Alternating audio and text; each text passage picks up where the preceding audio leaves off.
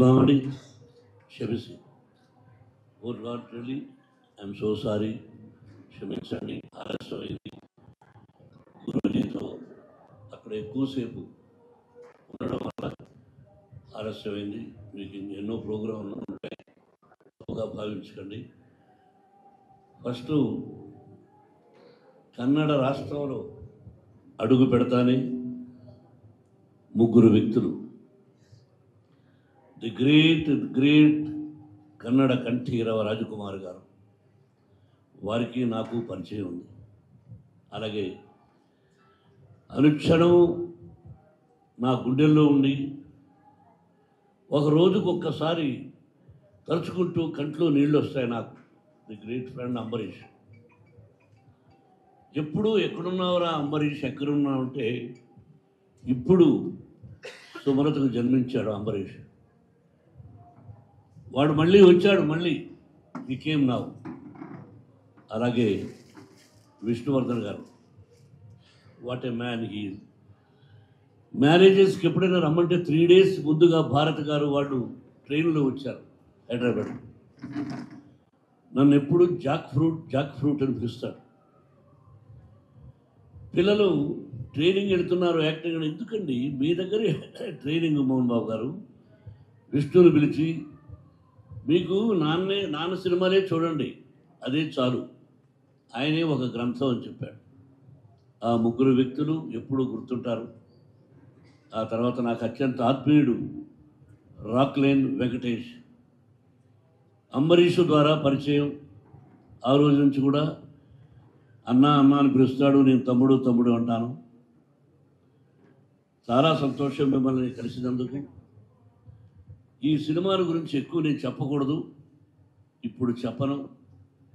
Cinema తీసాం, ప్రజల ఆశీస్సులు, దీని గురించి విష్ణువర్ధన్ బాబు చెప్పాలి. ఎందుకంటే దాన్ని కథ మూలం ఎప్పుడు ఎక్కడ ఏమిటి అన్నది అన్నీ తిరగేసి చేసినటువంటి సినిమా. మహానుభావులు కన్నడ రాజకుమార్ గారు తెలుగులో తీసి సిల్వర్ జూబ్లీ కూడా ఆడింది, black and white. Now regarding this picture Kannappa, my son Vishnuvardhan Babu is speaking, going to speak. Thank you so much, sir. Thank you. Vishnu Manchu, sir, over to you. అందరికీ నమస్కారం. సారీ లేట్ అయింది. ఈరోజు పోయినసారి వచ్చినప్పుడు మీ అందరితో interact అయ్యాను, అందరితోనూ మాట్లాడాను. Today is a very auspicious day for all of us. క్షమించాలి, సారీ. విష్ణువర్ధన్ జ్ఞాపకార్థం, నా స్నేహితుడు అంబరీష్ జ్ఞాపకార్థం సుమలత గారు, అలాగే భారత గారు జస్ట్ ఒక ఫోన్ చేశాను రావాలి అని. ఈవినింగ్ రాక్లైన్ వెంకటేష్ మిస్టేక్ భారత గారికి చెప్పకపోవడం, 3:30కి ఫోన్ చేసి అమ్మ మీరు ఎక్కడున్నారని వెతికి వచ్చేసి నేను చెప్పాడు. That Rockline mistake, not my mistake అమ్మ. Once again thanks for both of ఇద్దరికి. ఈరోజు Lord Shiva song we have launched with the blessings of Puja Shri Gurudev Shri Ravi Shankar Jito. He was gracious enough to accept when we requested him to launch the song on Lord Shiva. So today we launched it to the world through 3Series audio company. I hope and pray all of them like the song. April 25th, the movie is releasing, and I'll be coming back again. There are a lot of events planned in Karnataka because we are, through Rockline Venkatesh Garu, we are planning a very large release in Kannada language also. And I hope and pray I have the blessings of all Kannadigas. I want to thank Sumalata auntie and Bharati auntie for gracing this occasion and coming here to bless me. I'm really honored. I will talk more when the elders are not on stage in another occasion. Thank you so much. Thank you. God bless you and all the very best. Over to Rockline Venkatesh, sir. ಎಲ್ರಿಗೂ ನಮಸ್ಕಾರ. ಮೋಹನ್ ಬಾಬು ಅವರು ನನಗೆ ಯಾವ ಜನ್ಮದಲ್ಲಿ ಅಣ್ಣ ಆಗಿದ್ರೋ ಗೊತ್ತಿಲ್ಲ. ಅಂಬರೀಷ್ ಅವರ ಮುಖಾಂತರ ನನಗೆ ತುಂಬ ಆತ್ಮೀಯರಾದರು. ಅವತ್ತಿಂದನೂ ಆ ಒಂದು ಅಂಬರೀಷ್ ಅವರ ಮತ್ತು ಮೋಹನ್ ಬಾಬು ಅವರ ಕುಟುಂಬ, ಆ ಸ್ನೇಹ ಯಾವುದಾದ್ರೂ ಒಂದು ಜನ್ಮದಲ್ಲಿ ಒಂದು ಅದೃಷ್ಟ ಮಾಡಿದರೆ ಆ ಸ್ನೇಹನ ಕಣ್ಣಾರೆ ನೋಡೋದಕ್ಕೆ ನಾನು ನಿಜವಾಗ್ಲೂ ಅದೃಷ್ಟವಂತ ಅಂತ ಹೇಳಕ್ಕೆ ಇಷ್ಟಪಡ್ತೀನಿ. ಅಂಥ ಒಂದು ಸ್ನೇಹನ ಲೈಫಲ್ಲಿ ಎಲ್ಲೂ ನೋಡೋಕ್ಕಾಗೋದಿಲ್ಲ. ಸೊ ಅಂಥ ಮೋಹನ್ ಬಾಬು ಅವರು ಎಷ್ಟು ಚಿತ್ರಗಳಲ್ಲಿ ನಟಿಸಿ ಎಷ್ಟು ಚಿತ್ರಗಳನ್ನು ನಿರ್ಮಾಣ ಮಾಡಿದ್ದಾರೆ. ಆದರೆ ಈ ಚಿತ್ರ ನಿಜ ಹೇಳಬೇಕು ಅಂದರೆ ಅವರ ಸರ್ವಸ್ವನು ತ್ಯಾಗ ಮಾಡಿದ್ದಾರೆ ಈ ಚಿತ್ರ ನಿರ್ಮಾಣ ಮಾಡೋದಕ್ಕೆ. ಯಾಕೆ ಹೇಳ್ತಾ ಇದ್ದೀನಿ ಅಂದರೆ ಈ ಚಿತ್ರ ನಾನು ನೋಡಿದ್ದೀನಿ, ಹಾಗಾಗಿ ಅಷ್ಟು ಸಂತೋಷ ಆಯಿತು ನನಗೆ ಈ ಚಿತ್ರ ನೋಡಿ. ಈಗ ಎಷ್ಟು ಜನ ನಾವು ನಮ್ಮ ಮಾಧ್ಯಮದ ಮಿತ್ರರು ಅಲ್ಲಿ ಹಾಡು ಮತ್ತು ಟ್ರೈಲರ್ನ ನೋಡಿದ್ರೆ ಗೊತ್ತಿಲ್ಲ, ಪ್ರತಿಯೊಬ್ಬರು ಖುಷಿಪಟ್ಟು ಎಲ್ಲ ಎಷ್ಟು ಚೆನ್ನಾಗಿದೆ ಸಾಂಗು ಅಂತ ಅವರವರ ಅಭಿಪ್ರಾಯನ ವ್ಯಕ್ತಪಡಿಸ್ತಾ ಇದ್ರು. ಎಲ್ಲದಕ್ಕಿಂತ ಮುಖ್ಯವಾಗಿ ತುಂಬ ತುಂಬ ಅಪರೂಪ ಗುರುದೇವ್ ಅವರು ಈ ಥರ ಚಿತ್ರಗಳನ್ನು ಹಾಡುಗಳನ್ನು ನೋಡೋದು. ಗುರುದೇವ್ ಆ ಸಾಂಗ್ನ ನೋಡಿ, ಆ ಹಾಡುಗಳನ್ನು ನೋಡಿ, ಆ ದೃಶ್ಯಗಳನ್ನು ನೋಡಿ ತುಂಬ ತುಂಬ ಮೆಚ್ಚಿ ಮೋಹನ್ ಬಾಬು ಅವರಿಗೆ ಮತ್ತು ವಿಷ್ಣುವರ್ಧನ್ ಅವರಿಗೆ, ನಮ್ಮ ವಿಷ್ಣು ಮಂಚು ಅವರಿಗೆ ಕಣ್ಣಪ್ಪ ಚಿತ್ರ ದೊಡ್ಡ ಯಶಸ್ವಿ ಆಗಲಿ ಅಂತೇಳಿ ಅವರು ಮನಸಾರೆ ಆಶೀರ್ವಾದ ಮಾಡಿದ್ದಾರೆ. ತುಂಬ ಸಂತೋಷ ಆಯಿತು. ಈ ಚಿತ್ರದ ಆಡಿಯೋ ರಿಲೀಸ್ ಇವತ್ತು ಇಲ್ಲಿ ಲಾಂಚ್ ಮಾಡಬೇಕು ಅನ್ನೋದು ಒಂದಂಥ ದೊಡ್ಡ ಪ್ಲ್ಯಾನಿಂಗ್ ಏನಲ್ಲ. ಸಡನ್ನಾಗಿ ಏನೋ ಮಾತಾಡ್ತಾ ಗುರುದೇವ್ ಪರ್ಮಿಷನ್ ಕೊಟ್ಟರು, ಬನ್ನಿ ಅಂತ ಹೇಳಿದ್ರು, ಬಂದರು. ಇಲ್ಲಿ ನೋಡಿದ್ರೆ ಅದ್ಭುತನೇ ಆಗೋಯ್ತು. ಇಲ್ಲಿ ಈ ಅದ್ಭುತ ನಿಜ ಹೇಳಬೇಕು ಅಂದರೆ ನನಗೆ ಕಾಟೇರ ಚಿತ್ರದಲ್ಲಾದಂಥ ಒಂದು ಅನುಭವದ ಅದ್ಭುತ ಅಂತ ಒಂದು ದೃಶ್ಯ ಮತ್ತು ಘಟನೆಗಳು ಇಲ್ಲಿ ನಡೀತು. ನನಗೆ ಅವತ್ತು ಎಕ್ಸ್ಪೆಕ್ಟ್ ಮಾಡಿರೋ ನಾನು ಕಾಟೇರ ಚಿತ್ರದ ಮುಹೂರ್ತ ಇಲ್ಲಿ ಮಾಡ್ತೀನಿ, ಇಲ್ಲ ಕಾಟೇರ ಚಿತ್ರದ ಚಿತ್ರೀಕರಣ ನಮ್ಮ ಗುರುದೇವ ಅವರ ಆಶೀರ್ವಾದದಿಂದ ಅವ್ರ ಜಾಗದಲ್ಲಿ ನಾನು ಚಿತ್ರೀಕರಣ ಮಾಡ್ತೀನಿ ಅಂತ ನಾನು ಎಕ್ಸ್ಪೆಕ್ಟ್ ಮಾಡಿರಲಿಲ್ಲ.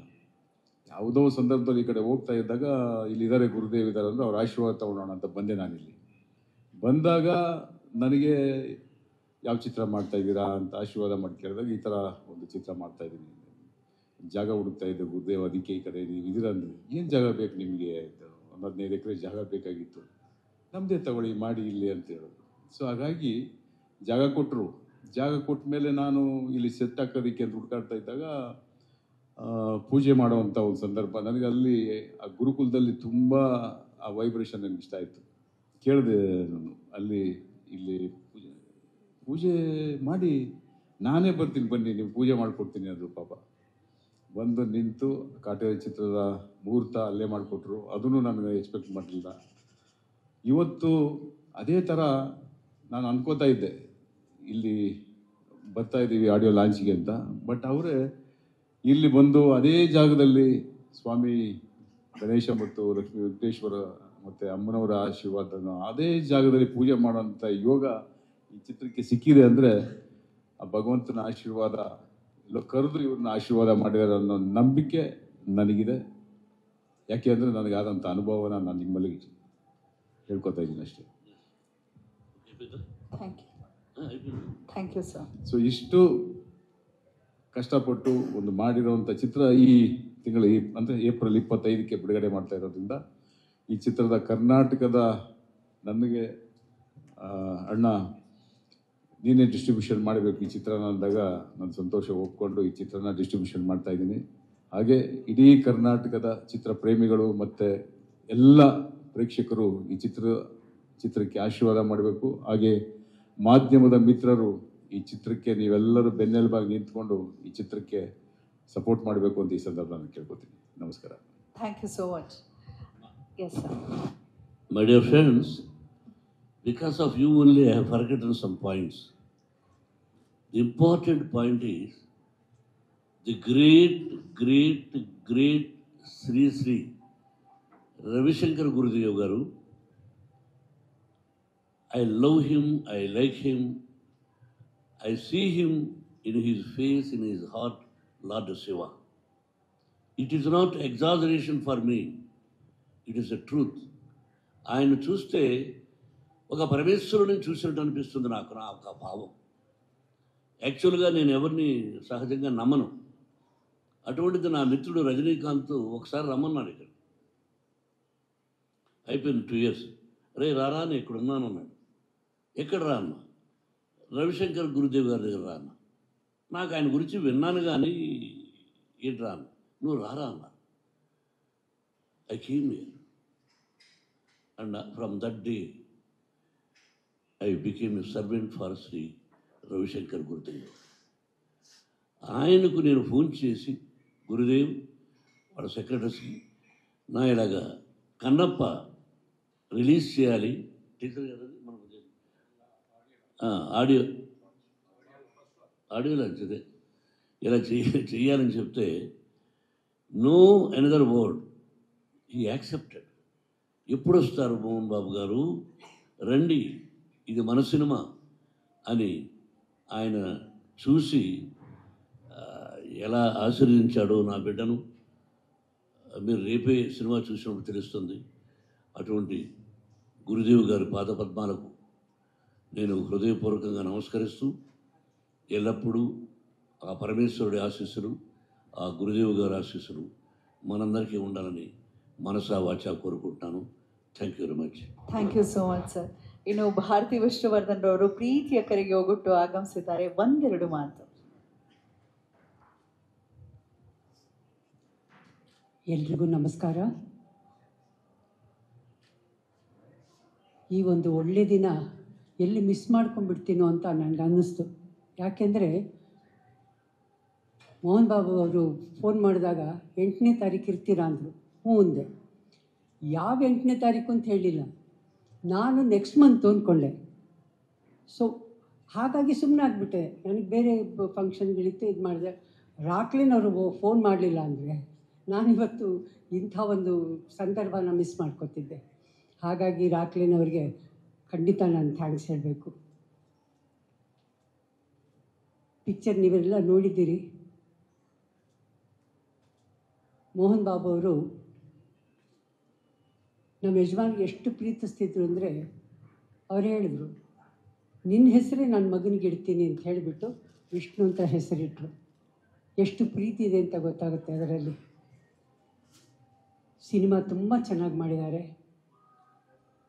ಬರೀ ಸಾಂಗ್ ನೋಡ್ತಾ ಇದ್ರೇ ಮೈಯೆಲ್ಲ ನವಿರೇಳುತ್ತೆ. ಬಹಳ ಚೆನ್ನಾಗಿದೆ. ಅದ್ರ ಬಗ್ಗೆ ಹೇಗೆ ಹೇಳಬೇಕು ಅನ್ನೋದೇ ಗೊತ್ತಾಗ್ತಿಲ್ಲ ನನಗೆ. ಬಟ್ ಈ ಸಿನಿಮಾ ಖಂಡಿತ ಒಳ್ಳೆ ಚೆನ್ನಾಗಿ ಹೋಗುತ್ತೆ, ಎಲ್ಲರೂ ಇಷ್ಟಪಡ್ತಾರೆ. ಒಳ್ಳೆ ಕೆಲಸಕ್ಕೆ ಭಗವಂತ ಯಾವತ್ತೂ ಆಶೀರ್ವಾದ ಇದ್ದೇ ಇರುತ್ತೆ, ಭಗವಂತನ ಆಶೀರ್ವಾದ. ಸೊ ಹಾಗಾಗಿ ಬಾಬು ಅವ್ರಿಗೆ, ಅವ್ರ ಮಗ ವಿಷ್ಣು ಅವ್ರಿಗೆ ಒಳ್ಳೆಯದಾಗಲಿ, ಸಿನಿಮಾ ಚೆನ್ನಾಗಿ ಹೋಗಲಿ. 100 ದಿನ ಹೋದಾಗ ಆ ಫಂಕ್ಷನ್ಗೆ ನಮ್ಮನ್ನೆಲ್ಲ ಕರೀಲಿ, ನಾವು ಬರ್ತೀವಿ. Very nice. ಒಳ್ಳೆಯದಾಗಿ. Thank you so much for your blessings ma'am. ಧನ್ಯವಾದಗಳು. నేను ఒక ట్రూత్ చెప్పాలి, బికాస్ ఆఫ్ మిమ్మల్ని గురించి, సుమలతల గురించి. ఎందుకంటే సినిమాల గురించి సీరియస్గా అలా చెప్పేది కాదు. When I was studying BA, Sumalatha was heroine, Bharat గారు హీరోయిన్. ఆవిడ ఇంకా సీనియర్ కాబట్టి వాళ్ళ ముందు నేను సబ్ జూనియర్. నాకంటే వాళ్ళిద్దరూ వయసులో పెద్దవాళ్ళు. వాళ్ళకి నమస్కారం. First of all, I am very sorry on behalf of our whole team that we got stuck up in the launch by our Guru Shri Ravi Shankar ji.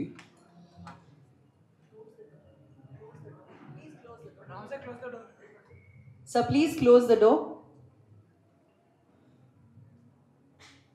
So please accept don't our, close mine. Start. please accept our apologies for being late here. As you know that today we launched our first single song that is based on Lord Shiva. Our movie has 3 or 4 devotional songs small or long. One of them, this is the most powerful song that we launched here. This is one of the sacred places in our country, and we are blessed to launch the song here. And now I think it's all over on internet. You must have seen that. So I would love to hear your feedback also, that how you like the song. Other questions you have already asked in last press conference. I can recognize most of you. So welcome all of you. And if you have any question regarding that, I'm here to answer. Very sorry हम इतना late हो गए क्योंकि कुछ पर चल रहा था प्रोग्राम, और बेंगलोर में आके मुझे बहुत खुशी हुई कि मुझे मालूम है कि बेंगलोर में जो मेरा महाभारत था इस लैंग्वेज में काफ़ी लोग आप लोगों ने पसंद किया, और ख़ास तौर पर मेरे किरदार को बहुत पसंद किया था। और इस मूवी कन्नप्पा में मैं काल मुख का करेक्टर प्ले कर रहा हूँ, और वो भी बड़ा सिमिलर करेक्टर है। और अभी आप बात कर ही रहे थे और सर भी आ गए हैं, मोहन बाबू सर और विष्णु सर आ गए हैं। तो आप जस्ट पूछ रहे थे कि हीरो कहाँ पर है, तो आ गए वो। तो क्या लगता है आपको, नेगेटिव पॉजिटिव क्या लगता है आपको? नेगेटिव कालमुख प्ले से। అందరికీ నమస్కారం, ಎಲ್ಲರಿಗೂ ನಮಸ್ಕಾರ. ಯಾವತ್ತು ಬ್ಯಾಂಗ್ಳೂರಿಗೆ ಬರೋದು ತುಂಬ ಖುಷಿಯಾದ ವಿಷಯ.